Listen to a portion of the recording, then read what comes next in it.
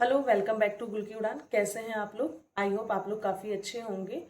तो जैसा कि आप लोग को पता है कि बहुत सारे लोगों की क्वेरी आ रही है कि दीदी सीटेट की रिजल्ट कब तक आएगी। तो जी हाँ, आज हम लोग सीटेट के रिजल्ट के बारे में बात करने वाले हैं। देखिए, जैसा कि आपको पता है कि जो सीटेट की आंसर की है वो 13 या 14 तारीख को, मार्च की इसी महीने की 13 या 14 को ऐसे आई थी।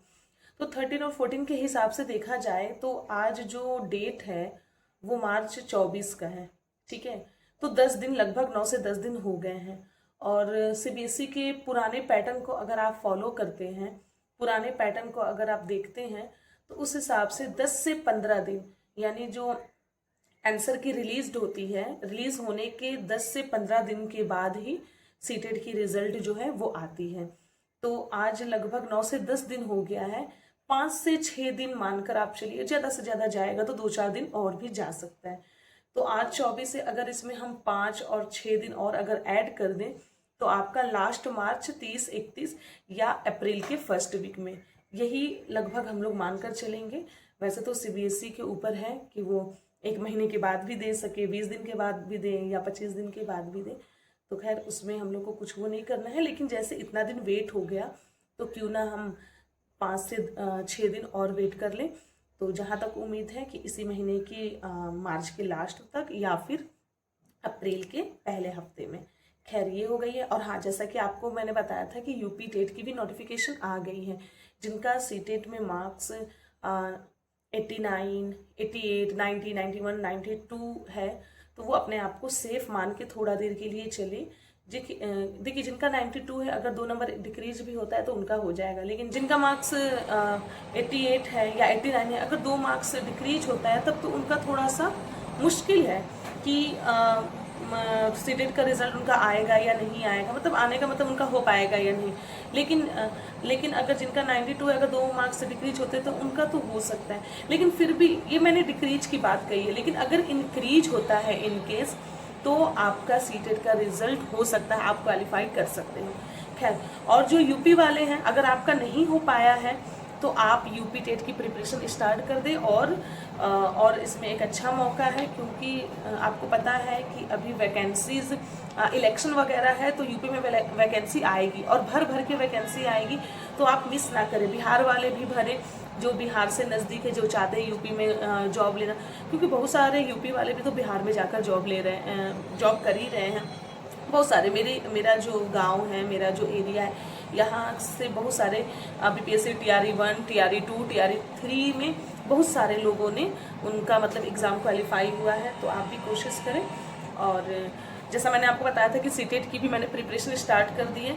बहुत सारे लोगों का पूछना था कि हिंदी आप कहाँ से पढ़ रहे हैं। तो देखिए, हिंदी और इंग्लिश जो पेडागोजी है वो मैं हिमांशी मैम को फॉलो कर रही हूँ।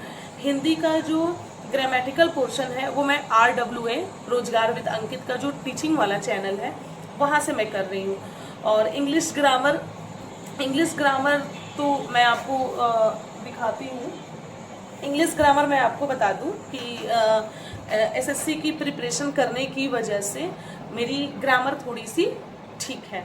मतलब मैं ये नहीं कहूँगी, जिस तरह से आपने देखा कि मेरी मैथ्स ठीक ठाक है, उसी तरह से ग्रामर पर भी मेरी पकड़ है। ठीक है, और एसएससी की तैयारी करने से नहीं, पहले से मेरी ग्रामर वाली पोर्शन, मेरे टेंसेस सारे क्लियर है, एक्टिव पैसिव मेरे सारे क्लियर है, नरेशन वगैरह क्लियर है। और बाकी तो जो रह गया verb, adverb, part of speech, ये सारी चीज़ें तो हो जाती है। सिनोनिम्स, एंटोनिम्स, ये सारी चीज़ें मैं एसएससी की तैयारी कर रही हूँ, तो वो चीज़ भी मेरी लगभग क्लियर है।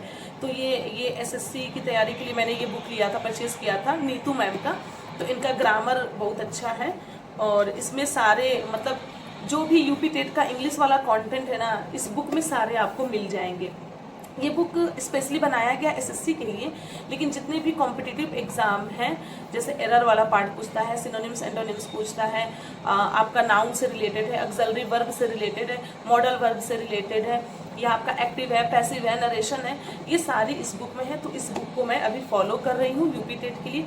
और हाँ, और जो पेडागोजी वाला पोर्शन है, वो पोर्शन जो है वो मैं कर रही हूँ आपका हिमांशी मैम से। ठीक है, तो आज मैंने आज पढ़ाई मैं नहीं कर पाई, और मैं उसका रीज़न मैं आपको बता रही हूँ कि अभी स्कूल में हमारे एग्ज़ाम्स चल रहे हैं, तो कॉपी वगैरह चेकिंग हो रही है, तो उसमें अभी मैं बिज़ी हूँ।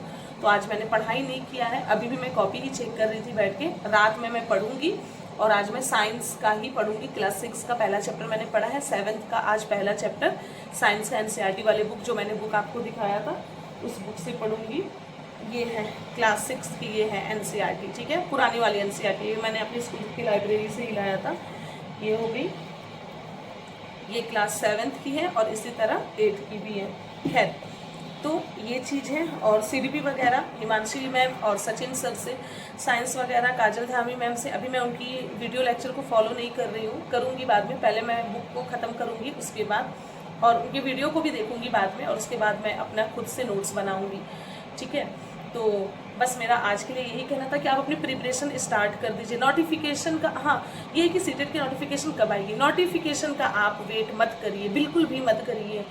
क्या पता रिजल्ट के बाद तुरंत नोटिफिकेशन आ जाए, फिर तुरंत एग्ज़ाम का, जुलाई में एग्ज़ाम होने लगी, कोई ठीक नहीं है भाई। लेकिन सीबीएसई का कोई ये नहीं है कि कब लेगा नहीं लेगा, लेकिन एक हम लोग का ये है ना कि प्रिपरेशन इस बार जो भी थोड़े थोड़े नंबर से रह गए हैं, इस बार प्रिपरेशन में अपनी एकदम जान डालिए और इस बार एकदम अच्छे से प्रिपरेशन कीजिए। मैं भी कर रही हूँ, और भी कुछ क्वेरी आपको चाहिए तो आप मुझसे बेझिझक पूछ सकते हैं, और प्लीज़ आप लोग भी मेरी हेल्प कीजिएगा, ठीक है, क्योंकि मेरा भी फर्स्ट अटैम्प्ट था। बहुत सारे लोग जिनका फर्स्ट अटैम्प्ट में क्लियर हुआ है, वो प्लीज़ वो भी मुझे गाइड कर सकते हैं कि कैसे क्या करें, किस चीज़ों में चेंजेस लाएं। सबसे पहला तो टाइम मैनेजमेंट मेरे से एकदम नहीं हो पाया, वो चीज़ का मुझे काफ़ी अफसोस रहा कि अगर टाइम मैनेज अगर मैंने कर लिया होता सही से, और लैंग्वेज 1 लैंग्वेज 2 को पहले अगर अटेम्प्ट किया होता, ठीक है, साइंस में मेरा 10 ही मार्क्स बने हैं, लेकिन अगर लैंग्वेज 1 लैंग्वेज 2 को, हिंदी और इंग्लिश को मैंने अच्छे से किया होता और साइंस में 10 ही नंबर बनते ना, तो भी मेरा क्वालिफाई हो जाता। भले ही अच्छे नंबर ना आते, लेकिन 95 96 मेरा आ जाता, क्योंकि साइंस मैंने बहुत पैनिक से किया, फिर भी 10 नंबर आ गए। लेकिन हिंदी और इंग्लिश को मैंने लिटरली तुक्का ही मारा है, तो तुक्का में वो तो लक के ऊपर है, कुछ सही हो जाए कुछ ये हो जाए। अब ये ना पूछिएगा कि हिंदी इंग्लिश में कितने मार्क्स बने हैं, बताने में अच्छा नहीं लगता है। खैर, नहीं हुआ है, बस इतना ही जान ले आप।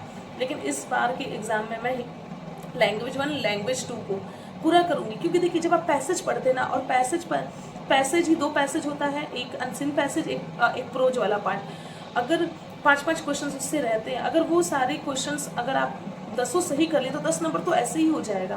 कुछ पेडागोजी का आप सही कर लेंगे, मतलब 20 से 25 नंबर तो हम लोग ला सकते हैं लैंग्वेज में। और जब मैं मॉक लगाती थी तो मैं सही बता रही हूँ, मेरे मार्क्स बनते थे अच्छे, 110, 115, 105, 90, 95 ऐसे बनते थे, और आधा घंटा टाइम भी बच जाता था। लेकिन इतना मुझे समझ में आया कि मेन एग्ज़ाम और मॉक में काफ़ी फ़र्क है। हाँ, मॉक भी OMR वाला होता ना तो कुछ समझ में आता, लेकिन OMR वाला नहीं। लेकिन अब मैं सोच रही हूँ कि अब मैं मॉक लगाऊंगी तो साथ में OMR सेट भी लेकर बैठूंगी, मॉक दूंगी, क्वेश्चन सॉल्व करूंगी, OMR भरूंगी, तब जाके वो हैबिट जो है मेरे अंदर आएगी। लेकिन अभी नहीं, नोटिफिकेशन आ जाएगा एग्जाम से 1 महीना पहले ये कोशिश मैं करूँगी और अपने अंदर एग्जामिनेशन वाला माहौल जो है वो लेकर आऊँगी। तो बस यही मेरा आज के लिए कहना था कि आप प्रिपरेशन कर लें। और एक थोड़ा सा आप लोग से बातचीत करना मुझे अच्छा लगता है, इसलिए मैं कैमरे के सामने आ जाती हूँ और अपनी जो दिल की जो चीज़ें रहती हैं मैं आपसे शेयर कर देती हूँ। तो बस अब मैं जा रही हूँ कॉपी चेक करने, और कल मैं आपको बताऊँगी कि मैंने क्या पढ़ा है। आज तो रात में मैं पढ़ूंगी थोड़ा सा, लेकिन कल से प्रिपरेशन फुल स्टार्ट।